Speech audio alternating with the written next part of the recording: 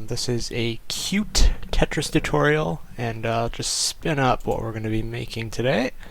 So yeah, just a simple little Tetris game, and I'll just play a bit here just to show you the line deletion. And bam! Alright, you can see the score on the bottom incremented, and I'll just lose real quick here. So yeah, Alright, and you lose. There you go. Alright, so before we begin, gotta give credit where credit is due. The first being Fam Trinley, who is quite a famous YouTuber who makes games with SFML.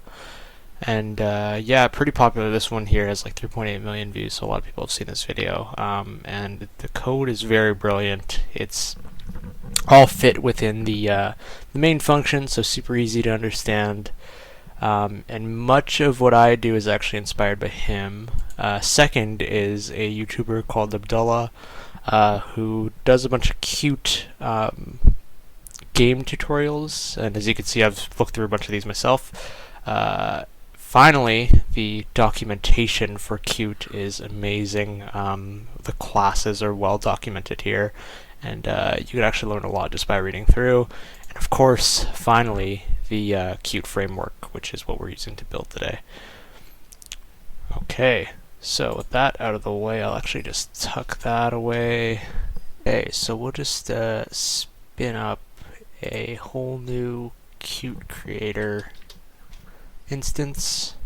If you don't have Qt on your computer, it's pretty simple to download, and it comes on all systems. That's kind of the whole point of the framework, is to be able to create applications, truly cross-platform applications using C++ and also Python if you wanted to. So what we're going to do is actually create a new project. We're going to do a Qt widgets application, and it's probably a good spot for it. I'll just call it Tetris _tutorial. We're going to use QMake. I'm not going to generate a form. So this form here, if you haven't used Qt before, is just to drag and drop little icons to make a GUI. Translation file, that's actually like the linguistic tool, so it doesn't really actually affect the code you write. And I'm just going to use a standard desktop kit. And finally, for version control, I guess I only have Git set up, so I'll use Git. Alright, so first things first, when you're creating a game, you probably want to make a window. And the nice thing about the options we chose is that we already have a window. As you can see here, it's resizable, which is great, but not exactly what we want. So we're going to actually delete the object that it comes with as default. So I'll just delete file permanently. And we're going to get rid of the header file as well. Okay, cool. Might feel like a step backwards, but this will all make sense shortly. So we don't have a main window anymore. And we don't have a window to show. So if I hit run, our program will do a whole lot of nothing, which is great, which is what we want for now.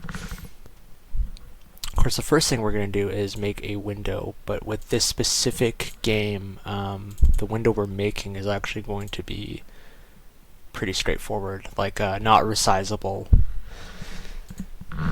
So what we want to include in our main function here is the QGraphics view. There we go. And probably a good idea to include QGraphics scene.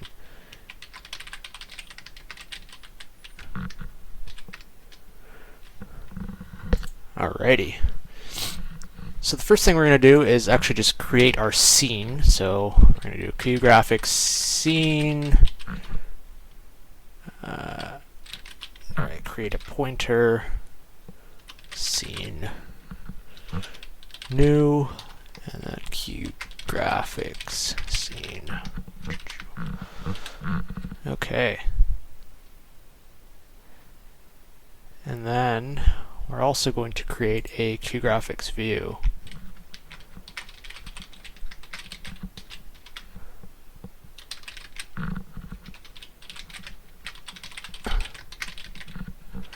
And the view is going to make use of the scene that we just created up above. So the view is an object which has, methods in it. One of them being show, which, very similar to other graphics frameworks, is you just show your window. The thing we want to do though is actually set the size. And one of there's a few functions in that object that sets the size, but the first thing we want to do is actually create our constant integers just to define the width and height. So first we'll just do const width, window width, and we're going to do 320. Oh, whoops. Yeah. Sorry, I'm not a Vim aficionado yet. Actually, my text editor of choice is Sublime Text, so I'm a complete degenerate in that sense. Alright, window height. We're going to do 480. Of course, I don't have numlock on. 480. Alright, and another thing we're actually going to define while we're up here is the pixel width. I call it pixel, but it's not really a pixel. It's actually a tile, so let's call it tile.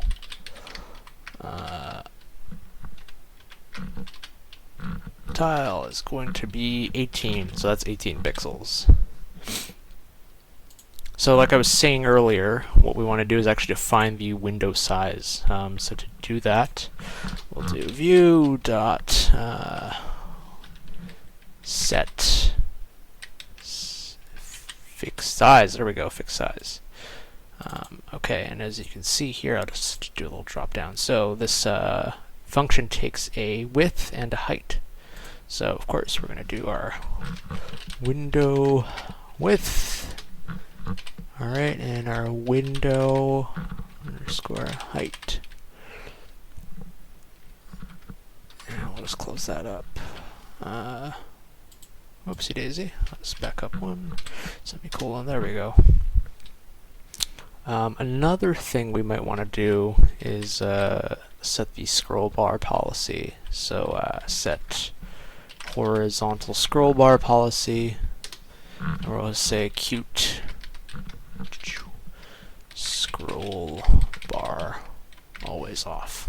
Okay, so there we go. And then view set vertical, of course, vertical scroll bar policy, and in the same way, cute scroll bar policy is off, just like before. Okay. Alright, and if all goes to plan... Oh no! QGraphics view is unknown. What happened? Unused variable scene. Oh, of course, that's what happened. There we go, now let's try. Alright, and there we go. We have a window, and the window is not resizable. The window can just be closed and can't be full screen, which is, for this application, exactly what we want. The next thing we're going to do is actually just add a few resources, and what I'll do is I'll just pop open a little bit of a window just to show you what's what.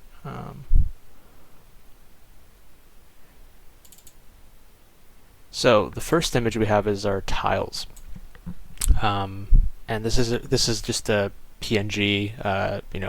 We're going to clip each tile to make our a single Tetris block. Of course, the color of the tile will correspond to the specific shape we select. So yeah, the other image we need to look at is the background, and I'll just pop that open here. And yeah, this background is basically the reasoning behind these constants we defined. So we have our window width and window height, which actually corresponds to the number of pixels in this image. And the tile constant, which we defined, is the width in the number of pixels for each of these little squares. And of course, that'll match with what fits in here. You know, a tile will fit this grid that's already pre-made for us, which of course I'll include in this the video description below. Oh, and these are from Fam Trinley, of course. All credit goes to him or her. Who knows who they are. Okay, so for now, we're actually just going to set up our background image. So to do that, I'll include a little library called QPixMap, which, as you can imagine, sets up the images, helps you load and display images into the window. But of course, we should probably set up our resources a bit. So I'm just gonna hop in my system here. So in our Tetris folder, I'll just share that with you here. We have our main function, we have the Qt project file, and I'll just paste in these images here on my system into this folder. What we're going to do is actually include this into the project directory. So to do that, I'll just click on that folder. We're going to add new, go down to Qt, and we're going to go Qt resource file. And we'll just call it images.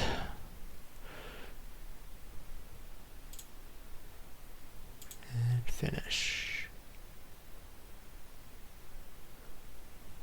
Okay. So add, and we'll go to here, we'll right click, we're going to add new, keeps doing that up. Add existing files, there we go. We're going to add the tiles. Just use material to scale. And we are going to add the background. Let's do all. Okay, so yeah, there's a little bit of a prefix there, but you got the background image and the tile is showing up in the folder.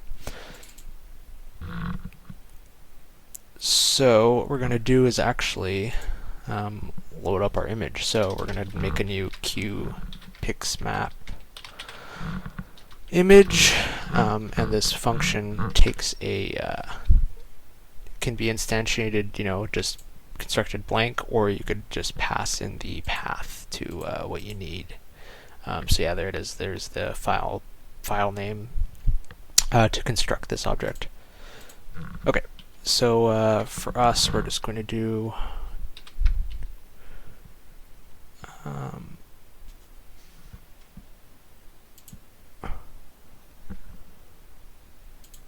the background first, of course. .png.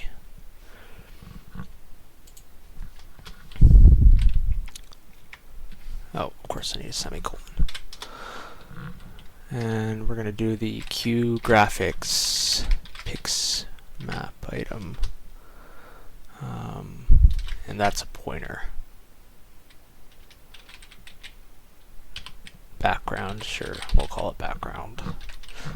And we'll make a new QGraphics PixMap item.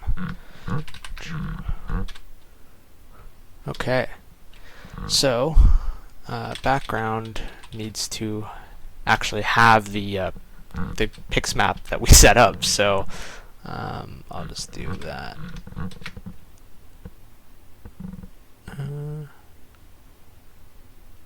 Did I spell it wrong? I must have. QGraphics PixMap item. Oh, I see. I didn't include it in the library, so we'll just do that. Include the QGraphics PixMap item. There we go. Now that we have that set up, we'll do background, and we're going to do set PixMap, and we'll set the path of our image. We're going to set our scale. Set scale to 1, because we designed our, we defined our constants as such. And we'll just do scene, add item, and back. background. Okay, so yeah, we set up our image with the file path. We create a QGraphics pixmap item, so that's going to be the image that actually is an object in the scene. We load up the image path into this object, and then we set the scale. So it does exist in the application. Now we just have to add it to the scene with this line here: scene add item background. And I'll just run this thing, and hopefully I don't look like an idiot. Ah, there we go. It works. Success. Okay. So we have our window, and we have the canvas upon which we're going to draw our tetrominos. So that is definitely the easy part. What we're going to do next is set up our Tetris piece. What we're going to do is make a new class. So I'll just go add new C++ class. There we go. And then the class name, we'll just call this one Tetromino.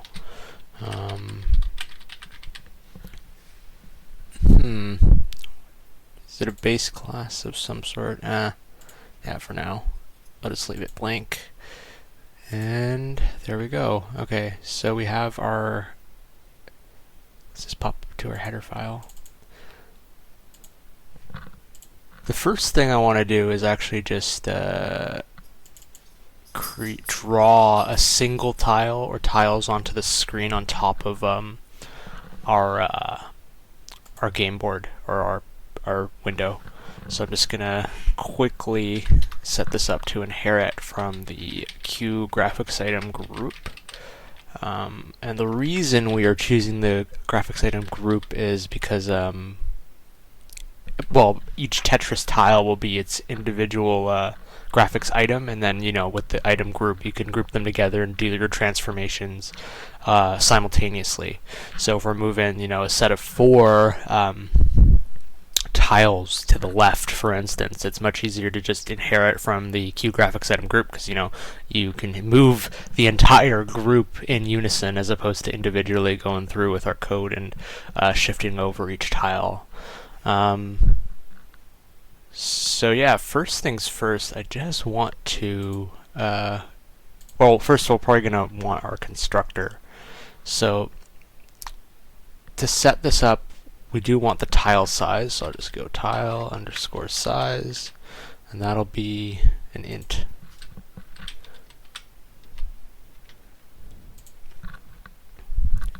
And then I guess we will actually use that tile size, so I'll just do int tile underscore size. And then I want to do our first function here, so I'll just do void. A little bit of separation here. Void draw blocks. Okay, so that's the name of the game, is this first function today. We're going to draw the blocks onto the screen. So I can pop in here, you can refactor into our Tetromino piece. So, and of course, int tile underscore size. And then I'll just do, go ahead and actually just set the tile size that way. Okay, I guess I think I did that right. Okay, so for our first function, we're going to draw the blocks. To do that, we're going to take advantage of our QPixMap, which we talked about in the last video. So really, we're just taking a path to an image for the first step. So in a similar fashion, tiles.png.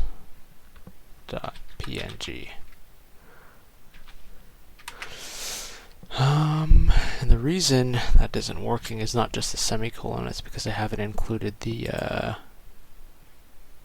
library. So let's do that here. Include QPixMap. There we go. And then we'll do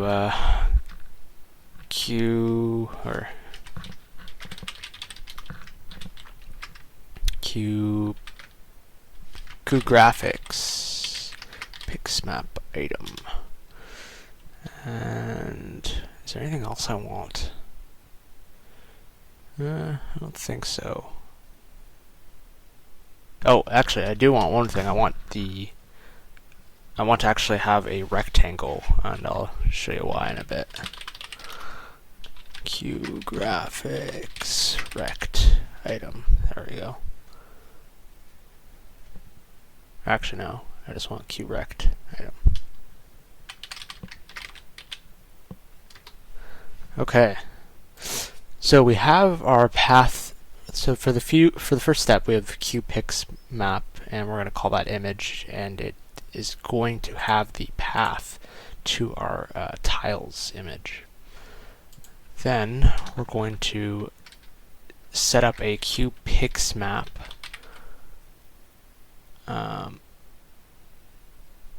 We'll just call it clipped underscore image.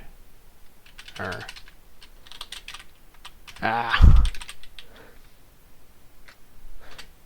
going to set that up yet. The next thing we want to do is actually have a... Okay, so I guess I don't need that second one yet. I'll just take the video from here. Okay. So we have our first QPix map image, and I'm going to just show you what that would look like. So if we have a Q graphics pix map item,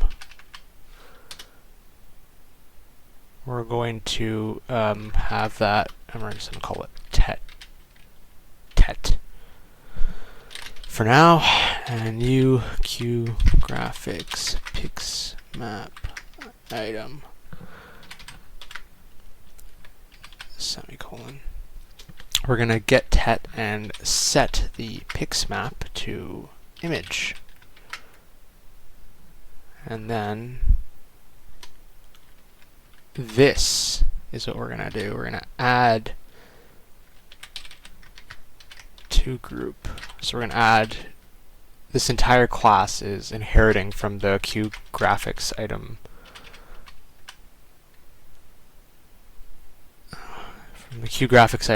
class. So it has a couple of handy functions, which is add to group. I feel like I've done something wrong. No member named Tetromino.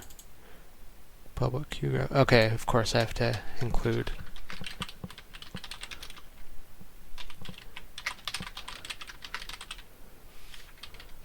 Okay. Hope that gets rid of the error. Okay, yeah. So what happened there was I called this this line here to inherit from that class, but it actually doesn't know about the class because I didn't have the include there. And that should work. Okay. And then when we instantiate, I just want to draw blocks. Right? Okay. Now let's just run. And if all goes to plan, nothing will happen. And the reason is because we haven't included it in the main function. So we do have a Tetromino, and we should let the main function know about that. So I'll go up here, do hashtag include, and tetromino.h. Perfect. So we have our background, we have our scene, which we add to the background. What we're going to do next is actually just create a Tetromino called Tetris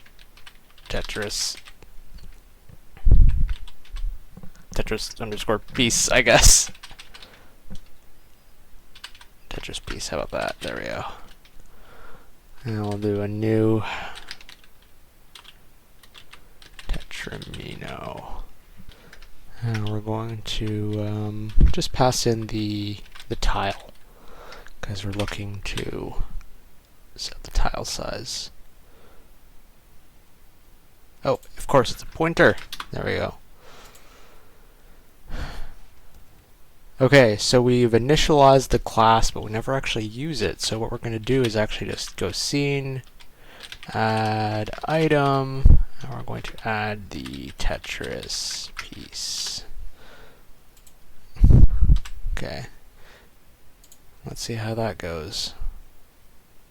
Oh, and there it is, right up top. You see, we are actually plotting all of the blocks at this point, so what we want to do next is clip things. To be a bit cleaner, of course, but obviously we're not going to have a multicolored Tetris piece. So I'll just close that, and the question is, how do we do that? How do we clip a tile? Well, that's why we included the QRect earlier. I'm going to just make a QRect called recto. Don't ask me how I come up with these temporary variable names. They are completely temporary, so I don't give them too much thought. But to construct our recto, we actually have a few options, so I'll just pop down here. We can take the left, the top, the width, and the height. Okay, so we know the left, sort of, I'll just call it the tile size, right? We know the top, which is going to be 0. We know the width, and we know the height, right? It's kind of handy that it's perfectly square. Okay. Now we're going to create a QPix map.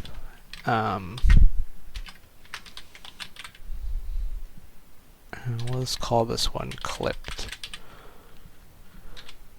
So it's empty right now, and what we're going to do is actually just make clipped equal to the one we made earlier, but we're going to use a little function inside of it called copy. And copy, as you can imagine, just, duplicates, like creates a copy of what's in it, but you have the option to kind of clip it. So if you pass in a QRect, you can cut the image. So I'll just show you what that looks like. It's a bit easier once you see it. Alright. And then instead of using image, we're going to use the clipped pix map. Let's see what that looks like. There we go. We have a single Tetris piece plotting on the screen, and for now, while we proceed, I'll temporarily just shut off the background image, and you'll find that the cute window actually just focuses right around the single thing we have plotting on the screen. The size is the same, but the actual view kind of shifted to be centered around this one block.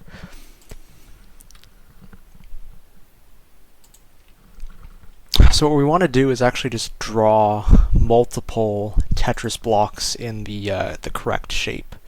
And to do that, we're going to borrow from that YouTuber Famtrinly, who came up with something quite clever. So we're going to make an array of integers to represent each of the shapes. So on the screen you'll see, for instance, the first row here, we got 1, 3, 5, and 7. And the idea being that when we have our blocks set up, they'll populate, the slots 1, 3, 5, and 7.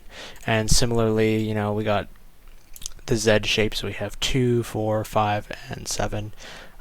So of course, same idea here. We're just going to plot blocks in each of those individual slots. I'm also just going to make a structure to represent the X and Y for each of these individual blocks. So we'll just call it point. It will be X, Y, and we'll make a structure. We're going to call call it quad, and we're going to make an array of 4 of those X and Y coordinates. Okay, so in our draw blocks, we have a single tile clipped, and the position of this tile is actually based on kind of this first variable here, right? So that's going to be our the spot at which we start clipping. So if I were to do, for instance, tile size times 3, we're moving further down the block there, and now we have a green tile. So if I kick it back to times 2, we'll have a red tile. So the idea being that we can actually control the color with this first slot here. So we'll just make a little variable, and for now, let's just call it. I guess we could just call it color. So int color, and for now we'll just say 2. Right, so we got 2 times the tile underscore size.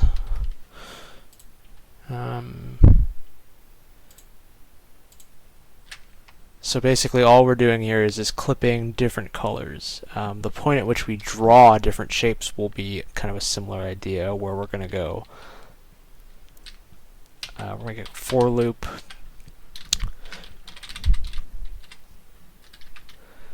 and we know there's only 4 Tetris blocks, so our loop will terminate after creating 4 of these blocks. And I plus plus. Okay, so we're going to update that structure we talked about earlier, quad I dot x, so the x component, and it'll look something like this. So in our figures array, we're going to go to the color variable,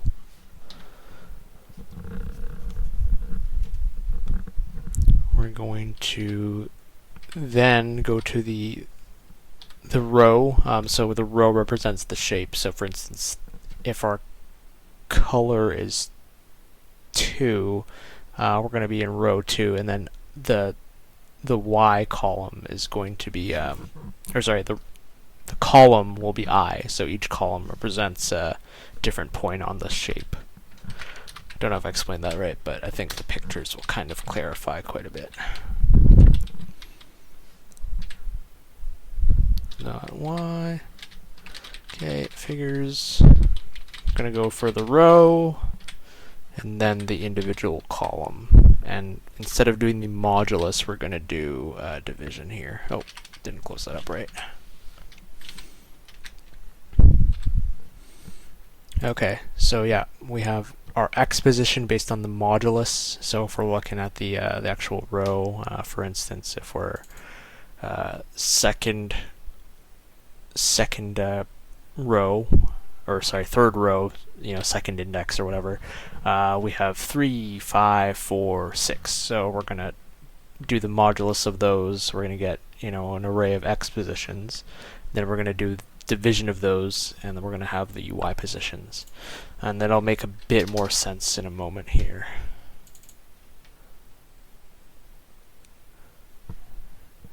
So I'll actually just do another for loop, and this time we're actually going to populate the QGraphics group. So I'll just do this.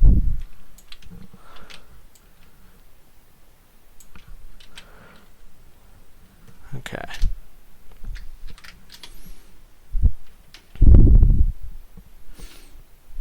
So we're going to do a new QGraphics pix item every time we loop here.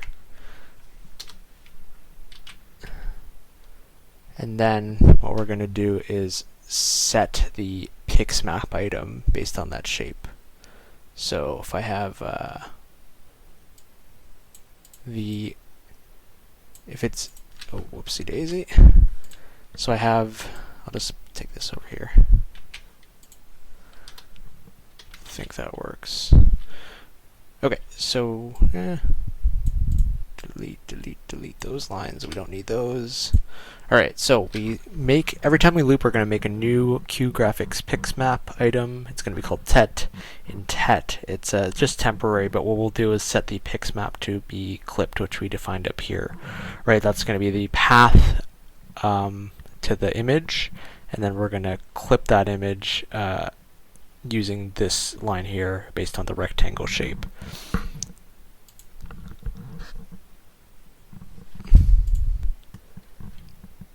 And one thing we could do is we could set the position of the Tetris piece, or the single Tetris block right here. So we have our QPixMap item called tet, and we have a member variable called setPause.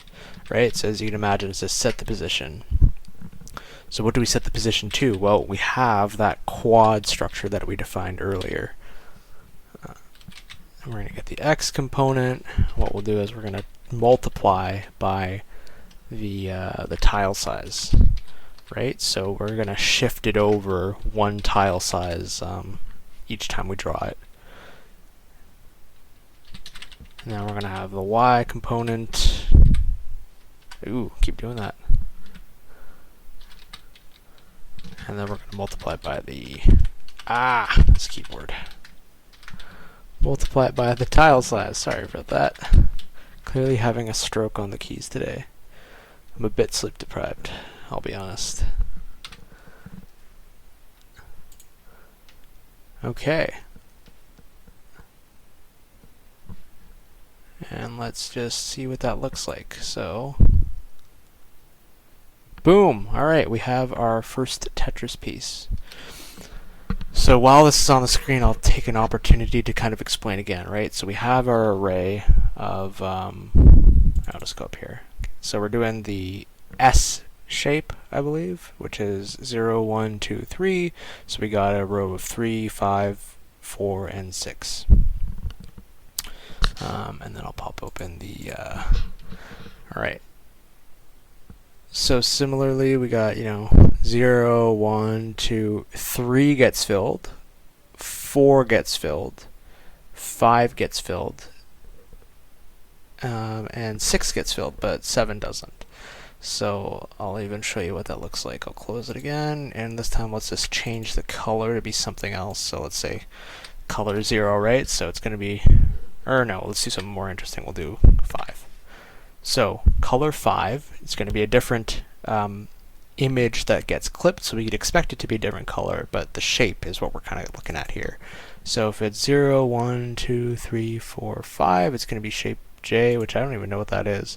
But, 3 is going to get filled, we're going to skip 4, 5 is going to get filled, we're going to skip 6, or no, we won't skip 6, and then we'll go to 7. Anyway, I'll just show you what it looks like. It's better than me explaining it in some sense.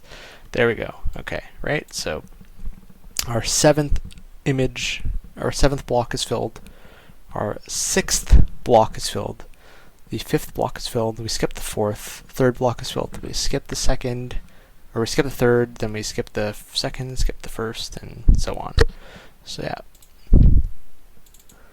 Okay, and now that we have that, we're going to think about transformations, right? So that's going to be where we shift and move this Tetris block based on the position. Okay, so one thing to do is actually, while we have our, actually I should probably do this outside of the for loop. Oh no, we're good.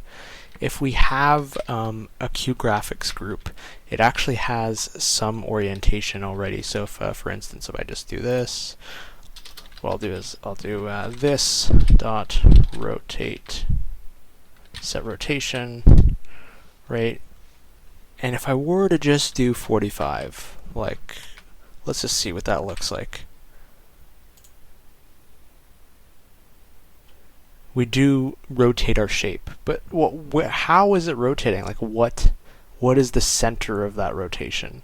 I think by default it'll set it to 0, 0 of the rectangle. So there's like there's sort of a boundary there, right? So if we go, I'll just set this to 0.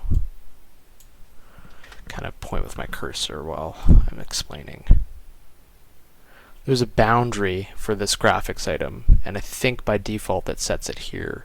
What we want to do is set it to the origin to the second block that we draw, and the idea being that this is super handy for when we make our T shape. So I'll just back out of there for a brief moment, and we'll actually just do like a little, we'll do an if statement. I think that's probably easiest. So if on the second index, or second run of our loop, we're going to set that transformation point. Right, nice little function ready for us to go to the corresponding x and y of that. I'll